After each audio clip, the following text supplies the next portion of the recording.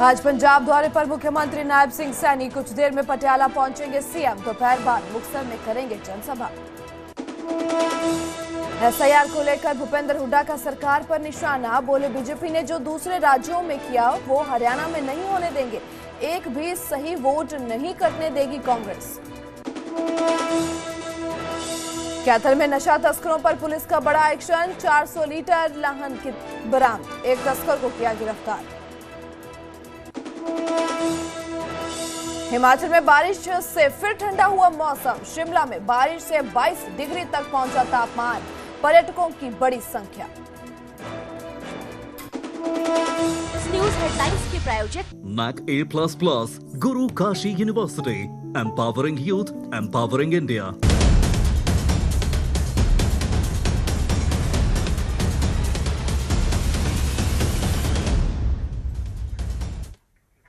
नमस्कार, न्यूज 18 पंजाब, हरियाणा, हिमाचल देख रहे तमाम दर्शकों का मैं अनामिका बहुत बहुत स्वागत करती हूं हरियाणा हिमाचल प्राइम बुलेटिन में। इस बुलेटिन का आगाज करते हैं एक बार फिर से, जहां मुख्यमंत्री नायब सिंह सैनी जो पंजाब दौरे पर आ रहे हैं तो पटियाला और मुक्तसर जाएंगे सीएम नायब सैनी। बता दें कि कुछ ही देर में पटियाला पहुंचेंगे मुख्यमंत्री, जहां पटियाला में एक धार्मिक समागम में शामिल होंगे। उनकी ओर से शिरकत की जाएगी और दोपहर में मुक्तसर में जनसभा को संबोधित करते हुए नजर आएंगे मुख्यमंत्री नायब सिंह सैनी। तो एक बार फिर से पंजाब दौरे पर देखने को मिल रहे हैं हरियाणा के मुख्यमंत्री नायब सिंह सैनी। ऐसे में पंजाब के विधानसभा चुनाव को लेकर हरियाणा के मुख्यमंत्री नायब सिंह सैनी की ओर से भी तमाम जो की है कार्रवाई की जा रही है। तमाम जनसभा संबोधित करते हुए नजर आए हैं, अपनी जिम्मेदारियां निभाते हुए नजर आ रहे हैं और पंजाब दौरे पर एक बार फिर से नजर आएंगे। पटियाला और मुक्तसर जाएंगे सीएम नायब सैनी। हालांकि कुछ दिन पहले ही देखने को मिला था जहां पे महीने के अंदर 2 बार उनकी ओर से पहले ही पंजाब दौरा किया जा चुका है। सो एक बार फिर से पंजाब दौरे पर देखने को मिल रहे हैं, जहां पटियाला और मुक्तसर जाएंगे। हालांकि कुछ दिन पहले लुधियाना पहुंचे थे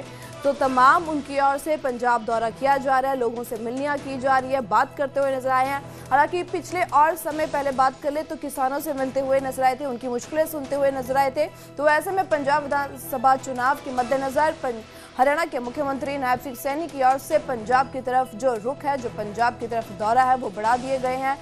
नजर जो उनकी बनी हुई है, तो ऐसे में एक बार फिर से वो पटियाला और मुक्तसर जाएंगे।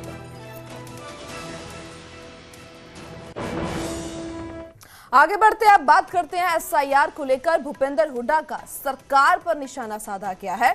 बीजेपी ने जो दूसरे राज्यों में किया वो हरियाणा में नहीं होने देंगे, ये कहना है। सो एक भी सही वोट नहीं कटने देंगे, भूपेंद्र हुड्डा की ओर से कहा गया। बैंक घोटाले को लेकर भी सरकार पर निशाना साधते हुए नजर आए हैं। जिस अधिकारी की गिरफ्तारी हुई वो रिटर्निंग ऑफिसर था। सो भूपेंद्र हुड्डा की ओर से सरकार पर निशाना साधा गया है स्पेशल इंटेंसिव रिपोर्ट को लेकर, रिवीजन को लेकर। तो भूपेंद्र हुड्डा की ओर से कहा गया कि बीजेपी ने जो दूसरे राज्यों में किया वो हरियाणा में नहीं होने देंगे, एक भी सही वोट नहीं कटने देंगे। सो पूर्व मुख्यमंत्री भूपेंद्र सिंह हुड्डा की ओर से ये निशाना साधा गया है। सो एसआईआर को लेकर BLA-2 को प्रशिक्षण देने पहुंचे थे, जहां भूपेंद्र सिंह हुड्डा उनकी ओर से कहा है कि एक भी गलत वोट बनने नहीं देंगे और सही वोट कटने नहीं देंगे। सो जो बीजेपी दूसरे प्रदेशों में कर रही है, राज्यों में कर रही है, वह हरियाणा में नहीं होने देंगे। बैंक में हुई FDA घोटाले को लेकर भी कहा गया है कि वो IAS की गिरफ्तारी पर भी बोलते हुए नजर आए हैं। तो ऐसे में एसआईआर पर उनकी ओर से बड़ा निशाना जो कि सरकार पर साधते हुए नजर आए हैं।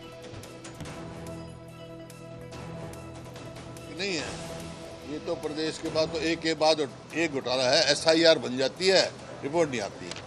जो ये कर्मचारी को किया IAS अफसर को कल रात को, जब ये राज्यसभा का इलेक्शन हुआ था, आप उस दिन की प्रेस कॉन्फ्रेंस देखो मेरे को, जब हमारा रिजल्ट आते मैंने बाहर आके कहा था ये रिटर्निंग अफसर बना रखा था राज्यसभा के इलेक्शन का। और उसी टाइम मैंने कहा था कि रिटर्निंग अफसर ये इस शर्त पर बना था, ये बैंक के घोटाले में है और इसने नाजायज वोट हमारी जो है कैंसिल करी, 4 वोट कैंसिल करी कांग्रेस की। हमारे मुख्यमंत्री जी रोज पंजाब चले जाते हैं, लेकिन वहाँ ये जिक्र तो करते नहीं, भाई हमारा हिस्से का पानी दो। जाते हैं तो हिस्से का पानी तो मांग लो भाई। SYL का मामला है, SYL जो है सुप्रीम कोर्ट ने फाइनलिटी ऑर्डर आज का उसका जारी किया। अब उसके अलावा सुप्रीम कोर्ट से बड़ा तो कोई नहीं है। इम्प्लीमेंट करना किसने है? यहाँ बीजेपी की सरकार, केंद्र में बीजेपी की सरकार, क्यों नहीं कराते हुए? खबर कैथल से, जहां नशा तस्करों पर कार्रवाई करते हुए नजर आई है। पुलिस का एक्शन देखने को मिला है। 400 लीटर लहन बरामद किया गया है। सर्च अभियान के दौरान एक तस्कर भी काबू किया गया है। तो बता दें कि कैथल पुलिस की यह कार्रवाई, यह एक्शन सामने आया है, जहां लगातार नशा व शराब तस्करों की धरपकड़ के लिए थाना शहर क्षेत्र में सर्च अभियान चलाया गया और इसी बीच एक तस्कर को भी काबू किया गया है। तो पुलिस की ओर से लगातार ये एक्शन किए जा रहे हैं और एक और एक्शन में, एक और कार्रवाई में एक तस्कर को काबू करके लहन भी बरामद की गई है।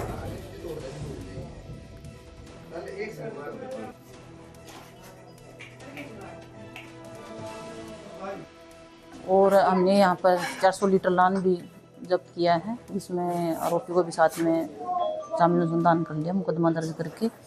और यहाँ पर काफ़ी दो घरों में जो नीचे फर्श के नीचे टंकियाँ बनाई हुई हैं 500 लीटर की, जिसमें ये अपने कच्ची शराब निकालते हैं और उसमें लान इकट्ठा करके और बाद में उसको निकाल लेते हैं। और इसमें जैसे कच्ची शराब है, इन्होंने नीचे दबा रखी है, जो इनकी आज इनको सभी को दोनों घरों में जो हमने टंकियाँ मिली हैं, दोनों टंकियों को हमने डिस्ट्रॉय किया है। कितने मकानों में ऐसे छानबीन की है? आज 2 मकानों में छानबीन की है। डेरे में दोनों मकानों में से टंकियों को डिस्ट्रॉय कर दिया है। तो आगे क्या कार्रवाई रहेगी? आगे भी सर्च अभियान चलते रहते हैं। हम डेली अपने सर्चिंग अभियान में चल रहे हैं नशे के संबंध में।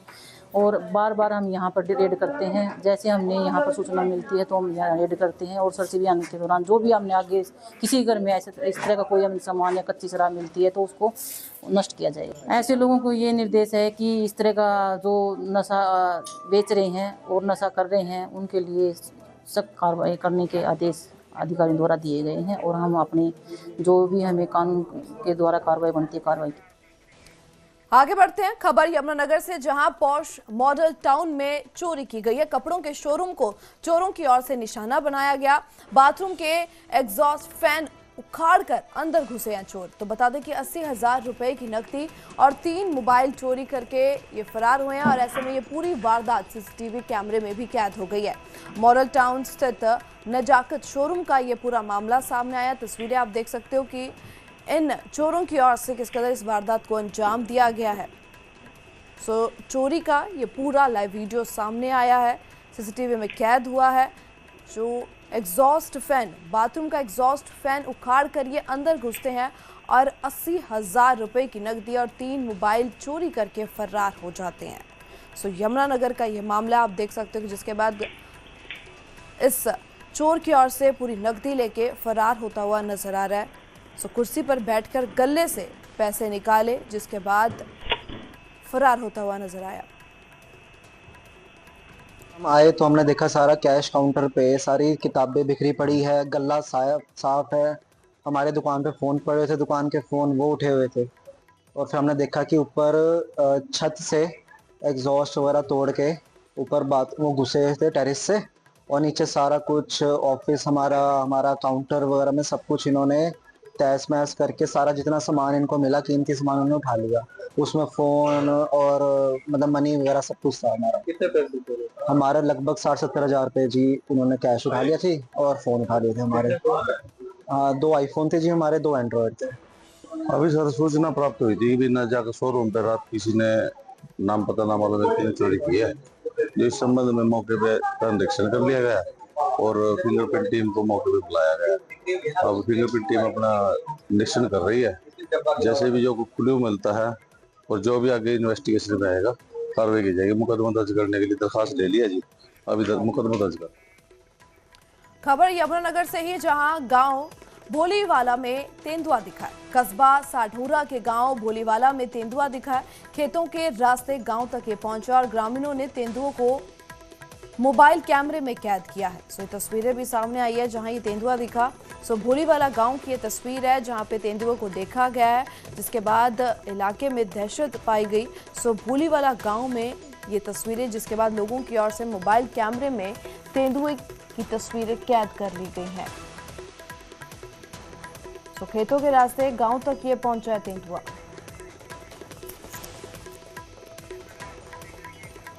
आगे बढ़ते हैं, बात करते हैं फरीदाबाद में सीएम फ्लाइंग और स्वास्थ्य विभाग की रेड देखने को मिली है। टीम ने प्रतिबंधित दवाइयां बरामद की है और अनचाहे गर्भधारण रोकने के भी बोर्ड लगे हुए मिले हैं। सो बिना डिग्री क्लिनिक संचालन की शिकायत पर कार्रवाई की गई है। तो एक बार फिर से आपको बता दें कि फरीदाबाद में सीएम फ्लाइंग और स्वास्थ्य विभाग की ओर से रेड की गई है, जहां टीम ने प्रतिबंधित दवाइयां बरामद की है और अनचाहे गर्भधारण रोकने के भी बोर्ड लगे मिले, जिसके बाद बता दें कि बिना डिग्री क्लिनिक संचालन की शिकायत पर यह कार्रवाई करती हुई फ्लाइंग टीम नजर आई है। आए दिन लगातार देखने को मिल रहा है कि टीम की ओर से तमाम जांच पड़ताल और रेड जो की जा रही है, प्रतिबंधित दवाइयां जो बरामद की जा रही है, जो लोगों की सेहत के साथ खिलवाड़ करते हुए लोग नजर आ रहे हैं, उन पर तमाम कार्रवाई करते हुए एक्शन लेते हुए नजर आए हैं। गुप्ता अपने आप को बताकर एक क्लिनिक चला रहा था, वहाँ पे रेड की गई। रेड करने के बाद वहाँ पे गर्भ निरोधक दवाएं और जो दवाइयाँ एक्सपायर हो रही थी वो काफ़ी भारी मात्रा में बरामद की गई और आरोपी को मौके से पकड़ा गया, उसको थाने में लाया गया, उसके खिलाफ एक केस रजिस्टर किया गया। इस आरोपी के खिलाफ पहले भी 2020 में एक केस रजिस्टर हुआ था, जिसमें बेल पर है और मुकदमा अंडर ट्रायल है। अब इसके खिलाफ नियमानुसार केस रजिस्टर किया जाएगा और इसको रेगुलर जो भी प्रोसेस होता है लीगल उसके खिलाफ करके अरेस्ट करके उसको कोर्ट में प्रोड्यूस किया जाएगा। न्यू जनता कॉलोनी में मुस्कान नाम के क्लिनिक पे छापामारी की गई है। वहाँ पर जो संचालक था उसके पास आवश्यक चिकित्सकीय डिग्री नहीं है एवं वहाँ से 46 प्रतिबंधित एमटीपी की किट्स बरामद हुई हैं। के अलावा यह जो है क्योंकि फर्जी चिकित्सक बन करके इलाज कर रहा था, तो इसमें यदि कोई और किसी व्यक्ति के पास जानकारी हो इस व्यक्ति के बारे में तो वो स्वास्थ्य विभाग को साझा कर सकता है। इतने सालों से देख रहे हैं हम ये दवाई, मतलब आयुर्वेदिक दवाई दे रहे हैं, कभी कोई दिक्कत नहीं आई, कोई परेशानी नहीं आई। पर ये नहीं पता कि इनके पास कोई डिग्री है कि नहीं है। नहीं, ये देखो ये बात तो हमने नहीं पूछी इनसे। हाँ, ये नहीं पता। जब आयुर्वेदिक दवाइयाँ दे रहे हैं तो उसमें डिग्री क्या जरूरत है। अब बात हिमाचल की करते हैं, जहां मौसम का मिजाज बदलता हुआ नजर आया। 2 दिन धूप निकलने के बाद फिर से बारिश शुरू हुई है। बारिश से तापमान में भारी गिरावट दर्ज की गई। शिमला में 22 डिग्री तक तापमान पहुंच चुका है, जिसके बाद सैलानियों के और वहां पे मौजूद लोगों के जो चेहरे खिलते हुए नजर आए हैं। सो हिमाचल में मौसम का मिजाज बदलता हुआ नजर आया। बारिश से तापमान में भारी गिरावट दर्ज की गई है। 22 डिग्री तक तापमान पहुंच चुका है। तो ऐसे में कई लोग जो मैदानी इलाके में मौजूद है उनकी ओर से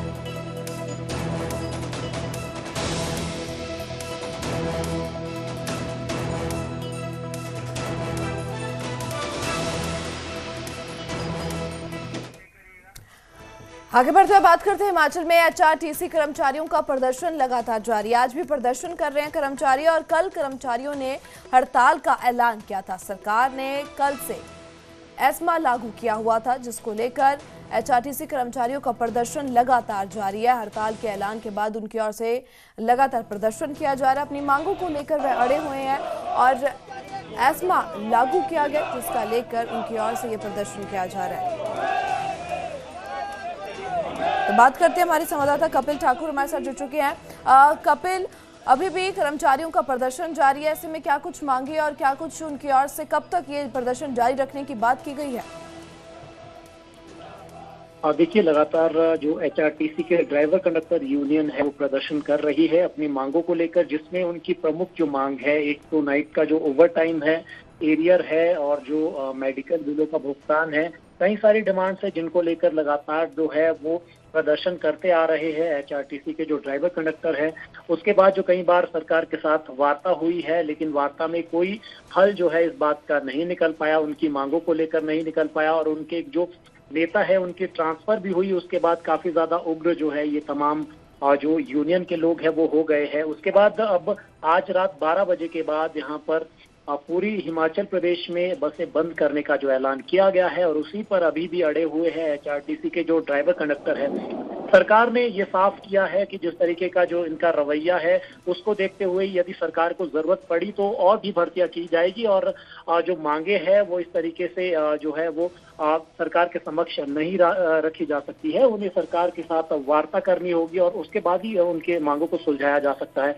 अब सरकार ने इसके लिए एक अल्टरनेट निकाला है। आज जो 1500 की दिहाड़ी पर जो है एचआरटीसी में ड्राइवर रखे जा रहे हैं, उनकी जो भर्तियां हो रही है और ये 32 डिपो के अंदर जो है 656 ड्राइवरों की आज भर्ती है और उसको लेकर जो है आज अस्थायी रूप से जो ये नियुक्तियां होनी है इसको लेकर आज इंटरव्यू भी हो रहे हैं और पूरे प्रदेश भर में अब कहीं ना कहीं सरकार ने इसका अल्टरनेट निकाला है। लेकिन अब बड़ा सवाल ये है कि क्या आज रात से जो ये एचआरटीसी के ड्राइवर और कंडक्टर है ये बसें जो है नहीं चलाएंगे या फिर तब तक कोई बात बन जाती है, क्योंकि अभी सरकार के पास भी समय है, आज रात 12 बजे तक का समय है। यदि तब तक कोई बात बनती है मांगों को लेकर तो फिर ये बसें बंद नहीं होगी और यदि बंद होती है तो क्या इतनी जो जल्दी यहाँ पर जो भर्तियां हो रही है क्या सुचारू रूप से कल से चलेगी? आम लोगों को क्या इसका खामियाजा भुगतना पड़ेगा या फिर नहीं? क्योंकि आम लोगों को जूझना पड़ेगा। जो दूर दराज के क्षेत्र है जहाँ पर एचआरटीसी की बसें जाती है, कहीं पर 4 सवारियां कहीं पर 5 सवारियां, ऐसी जो बसें हैं जो बेनिफिट में नहीं है लेकिन लोगों का एक जुड़ने का जो वहाँ पर साधन है, जो ऐसी जगहों से जो इंटीरियर जो एरिया है हिमाचल प्रदेश का उनको जो है जोड़े हुए है एचआरटीसी की बसें, तो ऐसे में बेनिफिट नहीं है तो प्राइवेट बसें भी वहाँ पर नहीं चलती है। तो ये बड़ा सवाल अब ये है कि वार्ता के लिए क्या सरकार झुकती है या फिर ड्राइवर कंडक्टर जो यूनियन है ये झुकती है और आज इसका फैसला होता है या फिर कल से जो ये पहिए है वो एचआरटीसी बसों के जाम होने वाले हैं। बिल्कुल कपिल, ऐसे में अगर बात करें कल सरकार की ओर से एस्मा लागू किया गया था, उसको लेकर क्या कुछ प्रतिक्रिया सामने आ रही है? देखिए, सरकार ने जरूर जो है एस्मा लागू किया है। 6 महीने तक यदि कोई भी बाधा उत्पन्न होती है, बसें नहीं चलती है तो कार्रवाई भी निश्चित तौर पर होनी है और इसीलिए सरकार ने अल्टरनेट निकाला है। तो इतना साफ है कि यदि आज 12 बजे के बाद जो है बसें बंद होती है तो फिर कई लोगों पर जो है गाज गिरने वाली है और कई लोगों पर जो कार्रवाई जो ड्राइवर कंडक्टर है उन पर होने वाली है और बड़ी कार्रवाई जो है सरकार ने कहा है कि बड़ी कार्रवाई एस्मा के चलते उन पर हो सकती है। इसीलिए अल्टरनेट निकाला गया है कि नई भर्तियां भी होगी और अभी अस्थायी भर्ती हो रही है और यदि जो है इस तरीके की एस्मा के चलते कार्रवाई होती है तो फिर स्थायी भर्तियां भी सरकार द्वारा की जाएगी। बिल्कुल कपिल, आपका बहुत बहुत शुक्रिया तमाम जानकारी के लिए। सो एचआरटीसी कर्मचारियों का प्रदर्शन लगातार जारी अपनी मांगों को लेकर। ऐसे में देखना होगा कि कब तक ये वार्तालाप, कब तक इस या सरकार की ओर से, प्रशासन की ओर से या ड्राइवरों की ओर से इस मुद्दे को सुलझाया जा सकता है।